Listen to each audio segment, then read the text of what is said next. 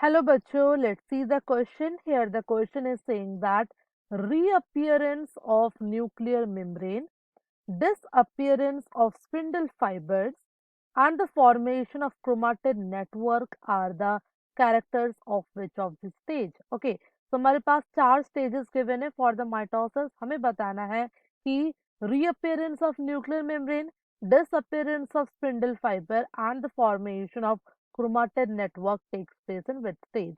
Here the options provided are prophase, telophase, metaphase, and anaphase. Fine.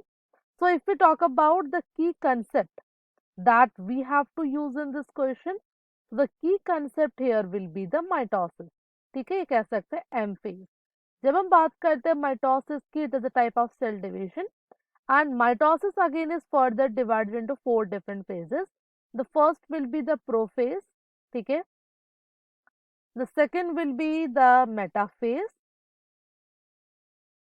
The metaphase will be then followed by anaphase, and the last phase here will be the telophase. So these are the major phases that happens during mitosis, telophase. Okay. Now, if we talk about the first one here, that is the prophase. Prophase में exactly होता क्या है? When we talk about prophase, so prophase में chromatin material का ये कह सकते हैं chromosome का condensation होता है. So here the chromosome condensation will take place, and also we can say the nuclear membrane. यहाँ पे क्या होता है? We can say the nuclear membrane or the nuclear envelope and all the organelles, they will basically disappear. वो disappear होना start हो जाती है. So these are the characteristic features for prophase. Now let us talk about the metaphase. जब हम बात करते हैं metaphase की, we can say during this metaphase, what the chromosomes do, they align themselves. वो अपने आप को align कर लेती है in the equator, or we can say on the equatorial plate, so that all the chromosomes could be distinctly visible. Fine. Now let us talk about anaphase. Anaphase में क्या होता है? We can say here the centromere will split. यहाँ पे centromere splitting होगा. And also here we could see the separation of sister chromatids. ठीक है? तो ये जो sister chromatids है, वो move करेंगे to the opposite poles with the help of the spindle fiber, and thereby the separation of sister chromatids will be achieved. Now the last one here will be the telophase. अगर हम बात करें telophase की, यहाँ पे क्या होगा? Here the complete separation of the sister chromatid is achieved. यहाँ पे complete separation हो जाएगा sister chromatids का.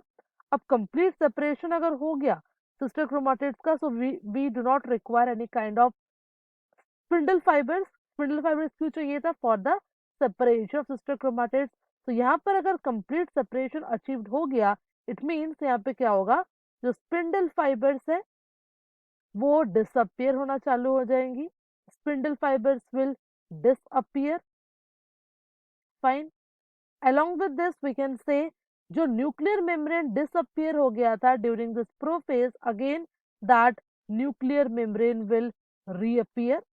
न्यूक्लियर मेम्ब्रेन और जो भी सारे ऑर्गेनल्स थे वो सारे रीअपियर होना चालू हो जाएंगे. कह सकते हैं रिफॉर्म होना चालू हो जाएंगे. And also the formation of chromatin network will take place. ठीक है, और क्रोमाटिन नेटवर्क का फॉर्मेशन हो जाएगा. जब हम बात करते हैं टीलोफेज की, तो टीलोफेज में जो सेल है वो एग्जैक्टली कैसा दिखता है? अगर हम बात करें तो टीलोफेज में जो सेल है वो कुछ ऐसा दिखता है. ठीक है, so here we could see that the nuclear material, जो क्रोमाटिन मटेरियल है वो यहाँ पे डिवाइड हो जाता है. ठीक है, यहाँ पे डिवाइड हो चुका है न्यूक्लियर मटेरियल, बट ये जो साइटोप्लाज्म है उसका डिवीजन यहाँ पे बाकी है. ठीक है, तो टीलोफेज के बाद जो होता है दैट इज अ साइटोकाइनेसिस, जिसमें जो सेल प्लेट फॉर्मेशन होता है यहाँ पे, और सेल प्लेट फॉर्मेशन की वजह से ये जो साइटोप्लाज्म है वो डिवाइड हो जाता है and giving rise to two different daughter sales.